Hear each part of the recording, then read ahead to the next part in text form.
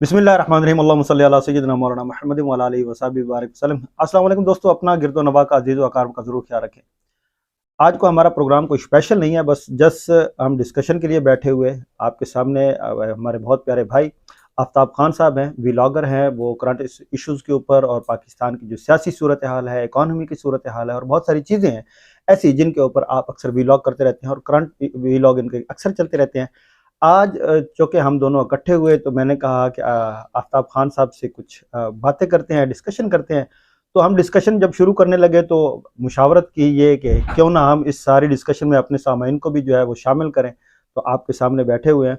आफ्ताब साहब, आजकल जो कंडीशन है वो आप देख रहे हैं वो कैसी है? और पाकिस्तान में ये आया, वो गया, ये एक नया चीज़, नया सोचा, कभी आटा नहीं, कभी सियासत नहीं, कभी एमपीए खरीदे जा रहे हैं, कभी एमएनए खरीदे जा रहे हैं। अजीब सी एक खिचड़ी बन रही है। आप तो करंट इशू पे काफ़ी व्लॉग वगैरह करते रहते हैं और ये सिलसिला चलता रहता है। कैसे रही है ये? ये सूरत जो है ये शुरू से ही गंभीर है। और अभी आपने देख लिया है जिस तरह निगरान वज़ीर आला का इंतखाब किया गया है दोंग दांस और ज़बरदस्ती के साथ है, जिसके ऊपर तहरीक इंसाफ के रहनुमा आज भी कह रहे थे कि हम अनकरीब सुप्रीम कोर्ट जाएंगे। मगर मुझे हैरानगी है कि सुप्रीम कोर्ट या हाई कोर्ट पाकिस्तान का जिस तरह कादरिया का निज़ाम है, कौन सी तवक्को उससे वाबस्ता रखी जाए कि दोबारा सुप्रीम कोर्ट जिसने बार बार मायूस किया है। और ख़ुद आज एक साइड पे फवाद चौधरी साहब कह रहे हैं कि हम तहरीक जाएंगे सुप्रीम कोर्ट में, दूसरी साइड पे हमाद अजहर साहब प्रेस कॉन्फ्रेंस कर रहे हैं और वो कह रहे हैं जी हमें मायूस किया है सुप्रीम कोर्ट ने। अब ये समझ नहीं आती कि तजाद है, दोनों दोनों एक ही पार्टी के सीनियर रहनुमा है। एक कह रहा है जी मायूस किया और दूसरा कह रहे हैं हम वहाँ जा रहे हैं। तो मुझे तो इसमें कुछ खास नज़र नहीं आता। और जिस तरह ये सारा चूंकि हाफिज साहब जो हमारे हैं उनके साथ उम्र भी अदा किया तो सारे गुनाह बख्शवा के आए हैं नकवी साहब दुआ ने, मांगी होगी ना, कोई दुआ दुआ मांगी कबूल हो होगी। गई होगी। अब ये इन्हें चाहिए था कि वहां से जब ये निकल रहे थे तो क्योंकि सोशल मीडिया का दौर है, लोगों ने फौरन फोटो ले लेने हैं। अब वो दौर पीटीपी वाला तो रहा नहीं कि जो मर्जी करते फिरो। अब तो यह है कि 5 मिनट के बाद सारा कुछ सामने होता है। वो वीडियो सामने आई है, फोटो सामने आया था। वापस साहब जो है वो भी मशकूक हो गए हैं। नहीं नहीं, तो वो तो न्यूट्रल नहीं है। उन्होंने कहा, बाजवा साहब ने कहा था कि मैं अब ये चैप्टर क्लोज करके जा रहा हूँ। नहीं न्यूट्रल हम तो 75 साल से जो है ना वो स्टैब्लिशमेंट इन्वॉल्व रही है, लेकिन मैं ये अब जो है ना ताला लगा के चाबी जो है ना वो समुद्र में फेंक जाऊंगा। अब हम सियासत में नहीं आएंगे।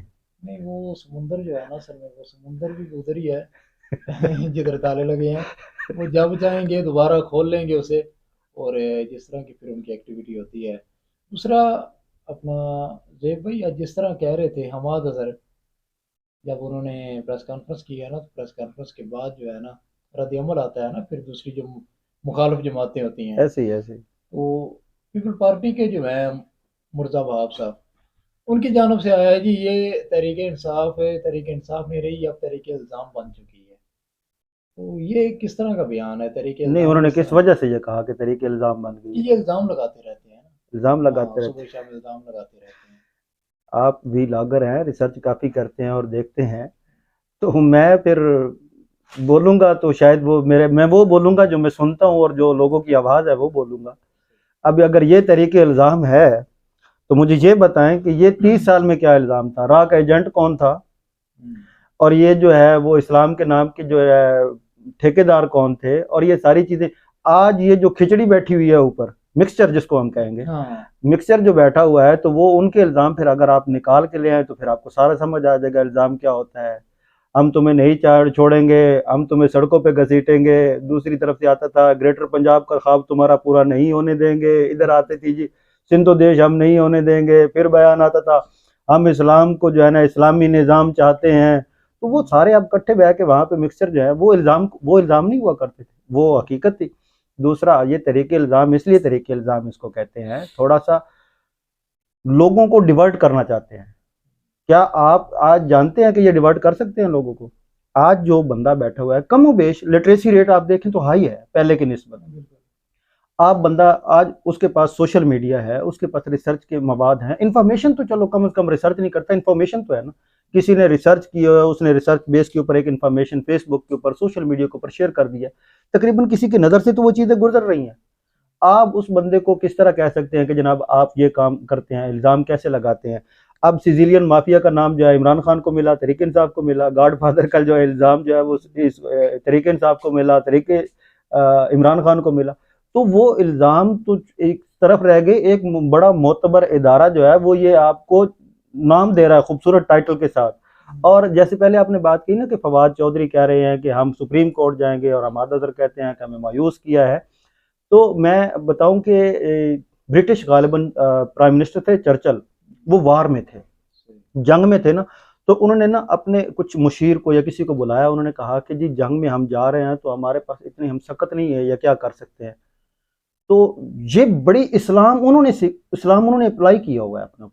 और हम तो सिर्फ इस्लामी जमहूरिया पाकिस्तान है, मैं तो कहता हूँ बांग्लादेश वाला हिसाब कर दो यार, लिबरल कर दो अपने आप को, बस किसी तरफ तो हम बैठे ना, कि ऊंट किसी तरफ तो बैठे। अब वो कहता है कि यार हमारी अदालतें काम कर रही हैं, चर्चिल कह रहा है रिसर्च कर लें, देख लें, उनका बयान देख लें, कहता है हमारी अदालतें काम कर रही हैं। वो कहता है जी हमारी अदालतें काम कर रही हैं, कहता हम जंग नहीं हार सकते। उसने कहा आप ये क्यों कहते हैं? कहते हैं जब तक हमारे मुल्क में, हमारी रियासत में, हमारे जो जेर अताब चीजें, वहां पे अगर लोगों को इंसाफ मिल रहा है बगैर किसी तफरीक के, तो हम किसी के मगलूब नहीं हो सकते।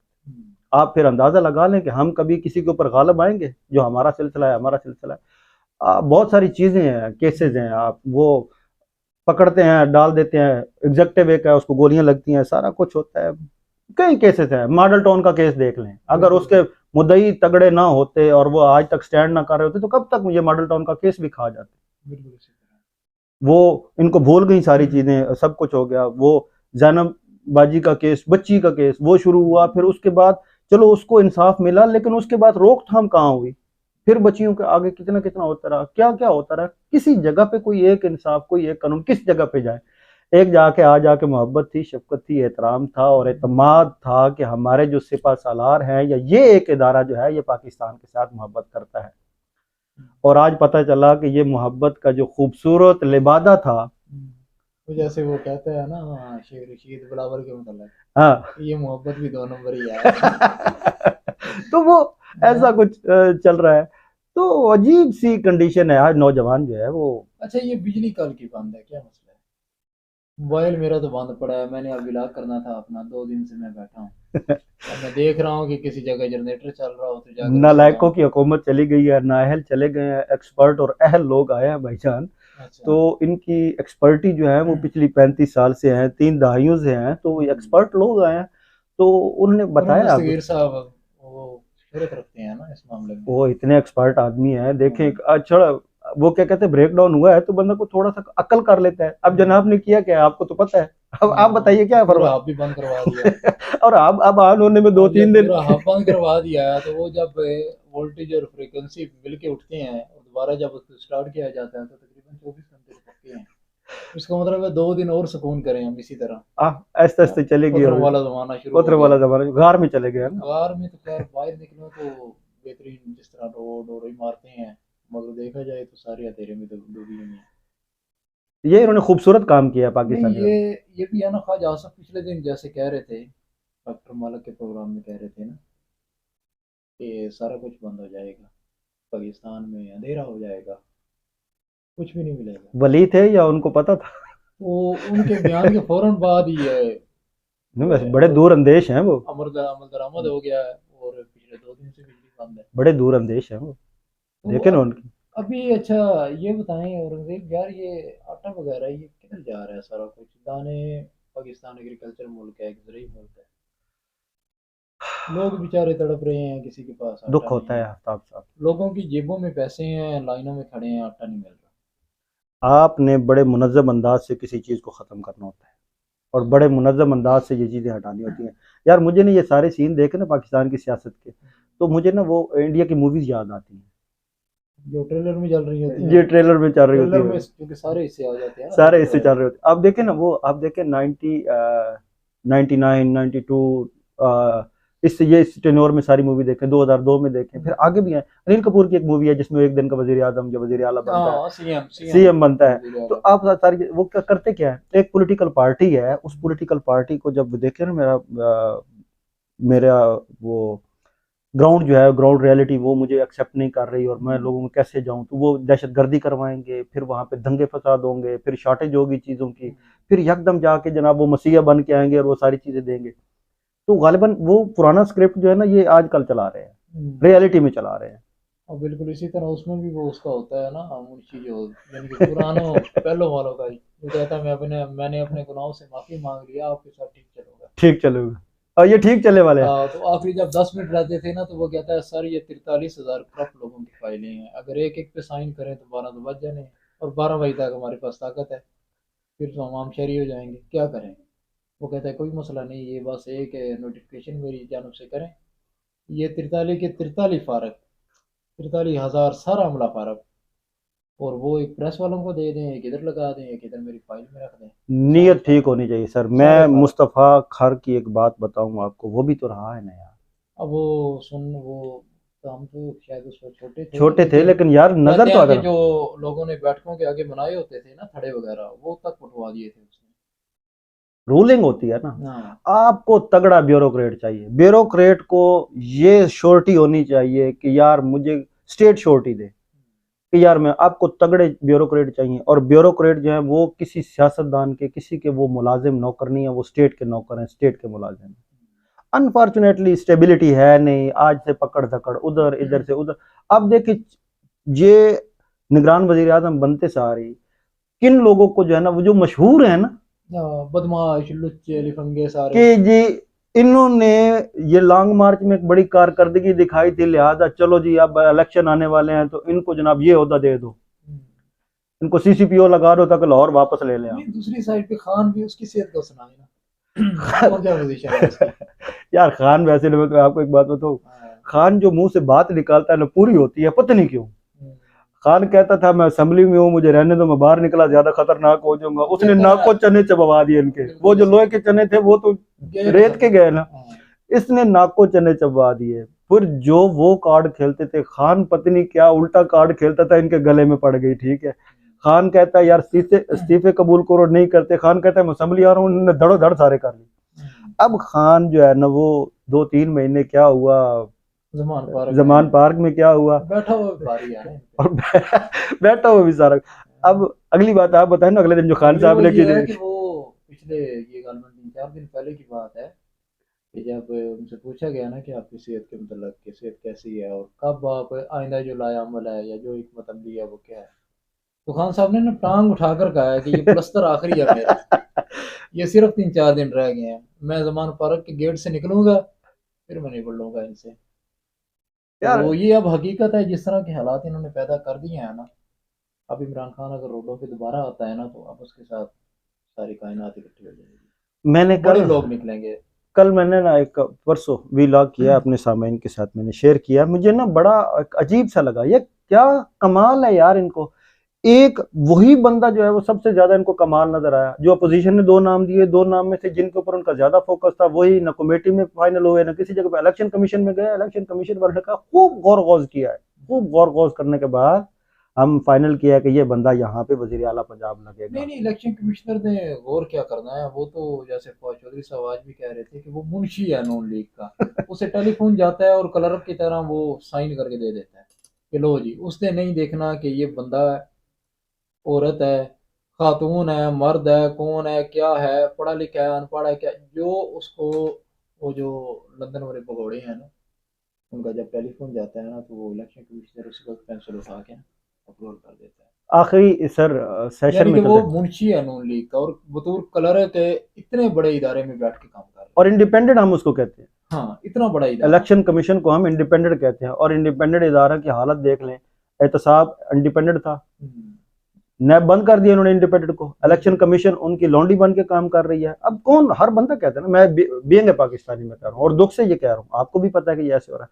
और सबसे बड़ी ज्यादती जो है ना वो आवाम के साथ की जा रही है, बिल्कुल अवाम के साथ और पाकिस्तानियों के साथ की जा रही है। उन पाकिस्तानियों के साथ की जा रही है जिन्होंने अपने खून पसीने से इस पाकिस्तान को सींचा है, जिन्होंने पाकिस्तान के लिए अपनी कुर्बानियां दी हैं, जिन्होंने पाकिस्तान के साथ अपना मुस्तकबिल वाबस्ता कर रखा है। वो ग्रास रूट लेवल, आज अगर कोई बिजनेसमैन है, कोई इंडस्ट्रियलर है, कोई बड़ा बंदा है, तो वो नीचे जो बैठा हुआ लेबर का बंदा है उसकी वजह से, अगर वो लेबर काम नहीं कर रही तो ये इसका बिजनेस कैसे चलेगा। उसको आपने सड़कों पे ला के खड़ा कर दिया, रोटी आपने नहीं दी, आटा आपने दिया। आप आटे की बात कर रहे थे, सब्सिडी चल रही है ना, वो सिर्फ नंबर गेम चल रहे हैं। इधर भाई आटा शाट है, शाट कुछ भी नहीं है, ठीक है, गंदम इन्होंने बहुत ज्यादा जाया की, इन्होंने वेल एंड टाइम काम नहीं किया इस फ्लड में। वो अगर उसको सिक्योर कर लेते तो कम से कम बच जाते, लेकिन अब क्या है कि गेम चल रही है किस तरह। आप मिल मालक है, कोई और मिल मालक है, मैं मिल मालक हूं, तो उसको पता क्या कर रहे हैं कि नंबर गेम चल रहे हैं जी, आपको इतनी गंदम देनी है, कोटा इतना देना है, इतना जो जो पॉइंट बनाया वहां पे चीज मिलती नहीं, ब्लैक में चीज मिल रही है। और लोगों में वैसे एक इंतशार है, हमें वैसे वो अब भरोसा रहा नहीं है कि रिजक तो अल्लाह की तरफ से है, जो जो हमारे नसीब है वो मिलना है। अब हम सारे जमा करने के मूड में हैं। किसी के पास पड़ा भी है तो वो और जमा कर रहा है कि शॉर्टेज हो रही है, शॉर्टेज हो रही है, शॉर्टेज हो रही है, ऐसा कुछ भी नहीं हो रहा। तो भाई अगर तेरे नसीब में अगला निवाला नहीं है तो तूने उधर 100 बोरी जमा कर रखी है, क्या करेगा खा के। एंड इसका ये है कि अवाम को और पाकिस्तानियों को अपना काम पूरे तरीके से करना जाए। मेरी तो आज मैं तो इसी उस पर आया नहीं था। सर, इस वक्त जो कंडीशन चल रही है ना, गुज़श्ता रात मेरे पास एक दोस्त थे, और वो उनका ये ट्रैवल एजेंसी है उनकी अपनी।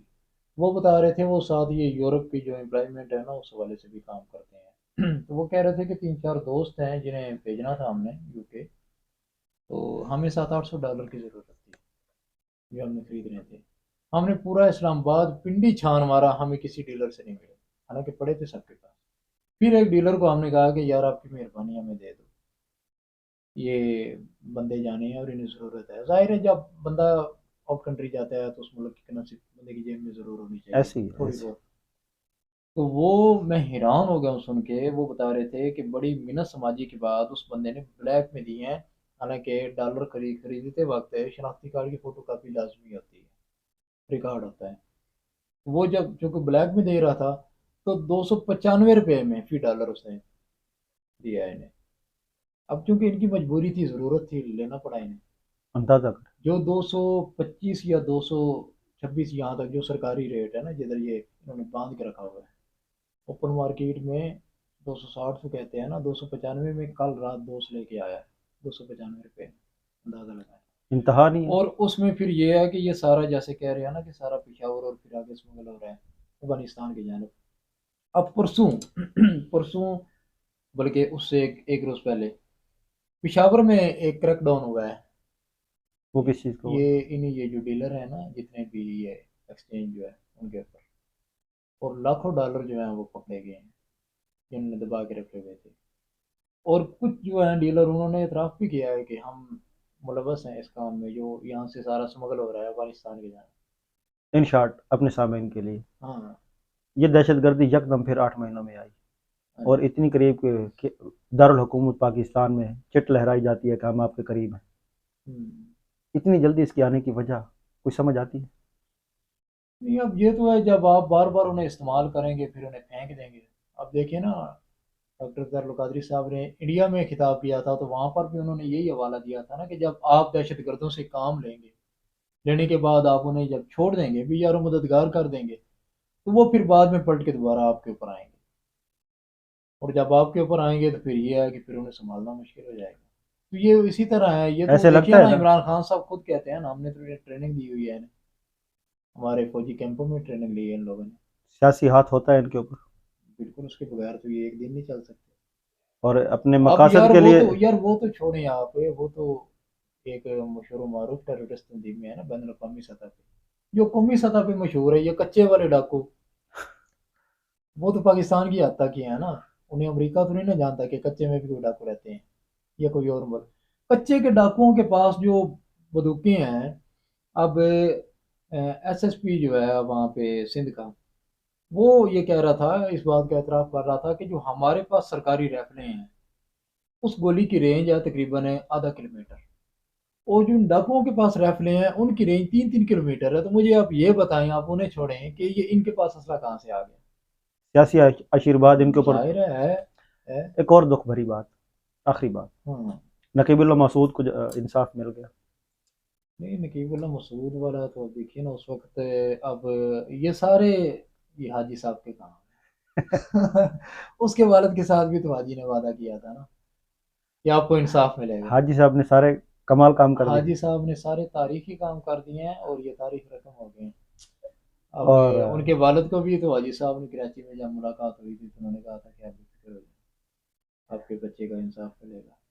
और ये तो आज ये हुआ है ना, ये तो चूंकि वो जो और उसके बाद उज़ैर बलोच के मतलब आप सुबह सुन लेंगे, वो भी बरी हो जाएंगे। वैसे सरदारी साहब बड़ी स्पीड के साथ जो है ना काम अपना सारा आठ निकलवा रहे महीनों हैं। में 8 महीनों में जितने मुकदमे और जो जो मंजर आम पे चीजें आई उसको मिटा दिया गया, साफ सुथरा किया जा रहा है, बिल्कुल ड्राई क्लीन किया जा रहा है। और कोई सबूत छोड़ा गया भी नहीं कि कहीं दोबारा निकलेगा। नहीं, सबूत छोड़ दें या ना छोड़ें, वो इसने क्या देखना है। वो तो जब इस मुल्क में कोई उम्र फारूक जैसा हुक्मरान आएगा तो सबूत ना भी हुए तो वो माजी तो सामने है ना, पकड़ लेगा इन्हें। पीडीएम हुकूमत इलेक्शन में जाती है, पीटीआई इलेक्शन में जाती है, नजर बज़ाहिर तो आवाम जो है वो इमरान खान के साथ है, जीतेगा कौन? इमरान खान है तो 2/3 नजर आती है उसकी कंडीशन। क्योंकि मैं पिछले महीने सिंध गया था, तो सिंध में वहाँ पे मैंने क्योंकि एक हफ्ता गुजारा था, और बदीन, गुलारची, हैदराबाद और मुख्तलिफ जगहों पे घूमते रहे थे। तो जिस जगह बैठते थे, फिर चूंकि लोगों में जब बैठे हो तो गपशप सियासी जो है वो शुरू हो जाते हैं। तो मैंने वहाँ पे जिस बंदे से भी सुना, हर बंदा इमरान खान के मतलब बात करता था। मेरे सामने के लिए कोई आपकी बात? बस यही मैं कहूँगा कि इलेक्शन आएंगे, और इलेक्शन तो इस मुल्क में हमेशा जिस तरह होते हैं, करप्ट सिस्टम है और जिस किस्म का सारा निज़ाम बनता है, लेकिन फिर भी अपने वोट का जो इस्तेमाल है उसको समझदारी के साथ आपने करना है। बल्कि मेरे ख्याल में तो इमरान खान उससे बेहतर तो फिलहाल है कोई नहीं। बाकी तो वो सारा वही गंद ही है, जितना भी है। सामने आपके सामने मेरे बड़े प्यारे दोस्त आफ्ताब खान साहब थे, उन्होंने आपसे बात की, और मैं भी यही गुजारिश करूँगा, पाकिस्तान की खातिर सोचना, पाकिस्तान को देखना, पाकिस्तान की बका को देखना, पाकिस्तान की खुददारी को देखना, और कभी भी बददिल नहीं होना। स्ट्रगल वही लोग करते हैं जो कामयाब होते हैं। दो बातें करके इजाज़त चाहूँगा, जो लोग सवाल नहीं उठाते वो अहमक होते हैं, और जो सवाल नहीं कर सकते वो बेवकूफ़ होते हैं, और जो सवाल करने की जुर्रत ही नहीं रखते वो इंतहाई गुलामाना ज़िंदगी में जकड़े हुए होते हैं। अपने आप को हमेशा आज़ाद खुद मुख्तार रखिएगा। अपना और इस चैनल का ज़रूर ख्याल रखें। मुझे दे इजाज़त। अस्सलाम वालेकुम।